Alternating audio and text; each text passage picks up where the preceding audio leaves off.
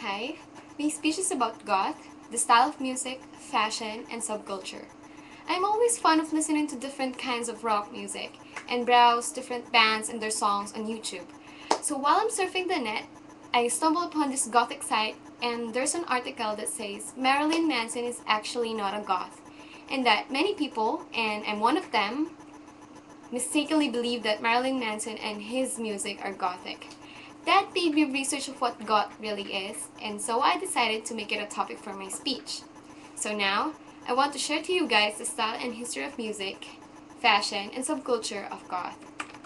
First is the style and music according to Wikipedia and Pitt's Guide to Goth. Gothic rock originated during late 1970s, and the first goth music grew out of punk. And some of the early bands were very lively, and that they have strong ties to the English punk rock and rising post-punk styles.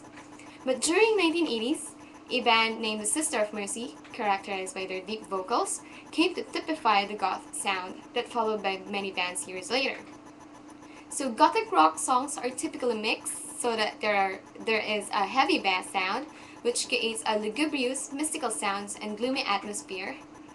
And the mostly used instruments were the guitar, which usually processed with electronic effects, bass, drum machine, and synthesizers, best known as electronic instruments capable of producing a variety of sounds. Haunting sounds and dark theme lyrics are also having a huge part in the gothic rock music. So Marilyn Manson is actually a metal shock rocker, and the other bands that are sometimes mistaken as a goth are Slipknot, Incubus, Avenged Sevenfold, Good Charlotte, Evanescence, and many more. Those bands are actually more alternative metal. It's just that they sometimes adopt the goth look, and it is also said that most of those bands are often on MTV or in popular music media, and thus are not underground and thus are not goth. The notable gothic rock bands include, of course, the Sister of Mercy, the Sex Gang Children, The Cure, Bauhaus, Susie and the Banshees, and The Mission. Gothic rock gave rise to a broader goth subculture that includes goth clubs, goth magazines, and goth fashion. Speaking of fashion, gothic fashion is the second thing that makes goth interesting. Aside from the history and style of music, the Victorian fashion with Renaissance and medieval style of clothes and with dark eroticized style of dress that mostly to emphasize a certain body part, like corsetry and tight sleeves, are what female goth usually wears. It is said to reveal the most morbid aspect of Victorian culture. Gothic fashion also includes black dyed hair, and both men and women wear makeup like eyeliner and dark color fingernails. Hardcore metal and emo bands have also embraced some of the goth look, and because of that, they were sometimes mistaken as a goth and sometimes cause perplexity. So now we have known the goth style of music and fashion. Now we go on to the last part that makes gothic interesting, and that is their subculture. Mood of horror, morbidity, darkness, as well as cap of self-parody are linked to the term goth. Wikipedia defined goth subculture as an alternative and underground subculture that mix of a style of music and fashion.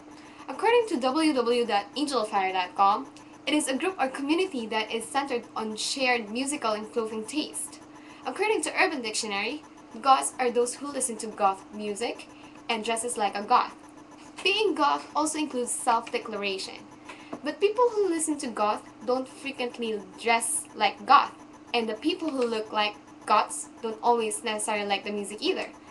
So goths are not all the same.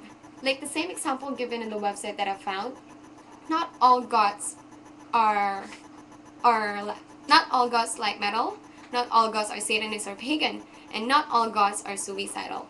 It doesn't usually mean that if you see a person who listens to gothic rock music and dresses like a goth is a suicidal, because any person could be a hip-hop or pop who listens to P. Diddy, Akon, or even Britney Spears and be a cutter. It all depends on our choices. It is not based on what kind of music you listen to or what fashion you wear. It's the choice on what we are going to do into your life. So in conclusion, the goth style of music, fashion, and subculture are the things that makes goth unique and worshipped by its audience. People become goths because they maybe enjoy the music, the fashion, and the people involved in the culture. So now, you already have an idea on what goth really is, and I hope I erase all the wrong impressions you have about goth. And being goth is really not that bad.